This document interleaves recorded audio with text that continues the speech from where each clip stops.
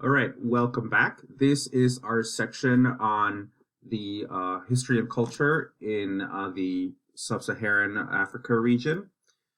When we think about Africa, we should think about the continent and its many civilizations, right? Especially in North Africa in the Nile River Delta, this is one of the oldest human settled civilizations, along with Mesopotamia, the Indus River valleys, and eastern China. But Egypt on its own really is in northern Africa, right? We will discuss that next week. However, ancient Egypt was also in conversation and trade with ancient civilizations in the sub-Saharan region. For example, the Kush civilization, the civilizations around Meroe, and then later on Nubia and Aksum. We're also going to see several important kingdoms, early civilizations, and then later medieval kingdoms in West Africa, especially that form around Benin, but also Timbuktu, the Songhai, and later the Mali and Ghana empires. And we also see important developments in the center of the country, but the oldest settled civilizations we find are in this part of the Northeast Africa and West Africa as well.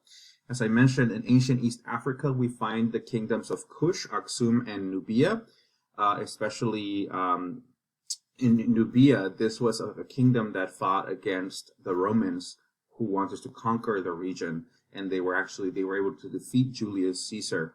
And this is a civilizational settlement that has existed uninterrupted from the year 2000s, about 2000 BC, before Christ or before the Common Era, to about 1400 of the Common Era. In West Africa, we find the Kingdom of Ghana, for example, as one of the oldest, which later gives rise to the Kingdom of Mali. The Kingdom of Mali is known for the production of gold, and it's one of its more famous rulers was Mansa Musa, one of the richest persons in history because of his access to the gold mines, who was also a Muslim and moved and traveled to Mecca to complete the pilgrimage to the city of Mecca, as Muslims are supposed to. And then this is followed by the Songhai Empire here in West Africa.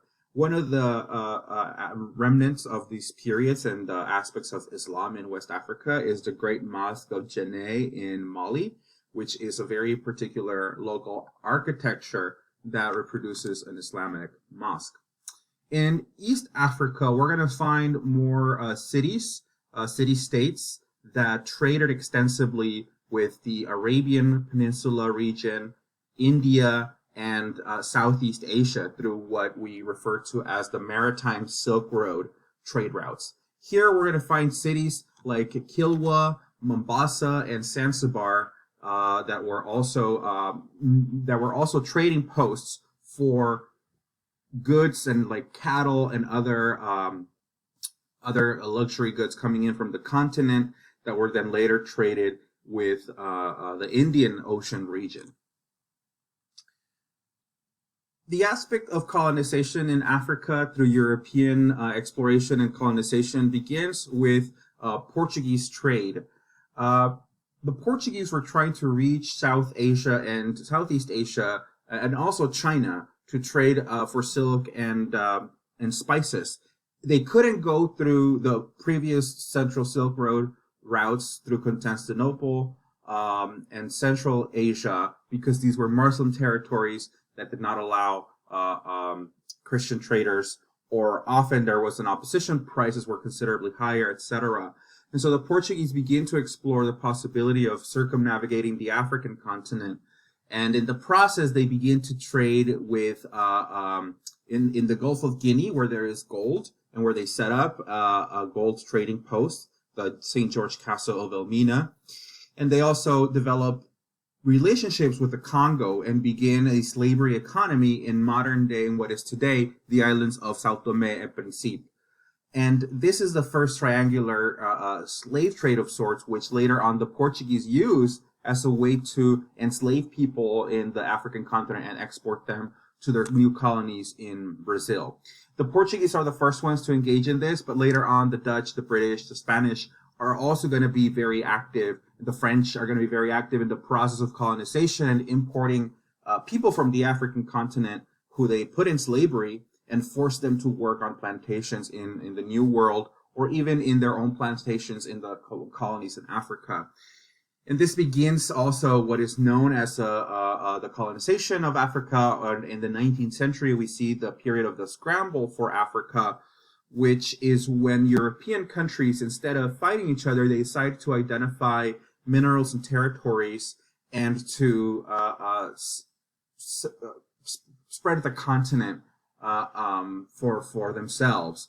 European industrialists and capitalists begin to claim territory. We have, for example, explorers like Cecil Rhodes. And in the Berlin Conference of 1884 to 1885, European powers that are newly industrialized, that have superior weaponry, because a lot of these claims on land and colonization was carried out by force, of course. Not only had we seen centuries of enslavement, but later on we see centuries of militarized warfare to be able to take over the continent. And so in the Berlin Conference of 1884 to 85, several European powers come together to split up the continent into their colonies. Borders, of course, were arbitraries, which separated ethnic groups, languages, and religions. And here we also see the shameful cooperation of geography and anthropology as fields of knowledge that work together with colonialism and empire to make these claims to territories where basically the Europeans followed a principle of effective occupation, where they created quote unquote treaties, but local peoples did not really know about these treaties. And so we see, for example, the African settlements and colonies before the Berlin Conference of the 1890s. That's right, 1880s. And then we see the African continent after the Berlin Conference by 1914. So by 1914, most European powers already had claims on the continent.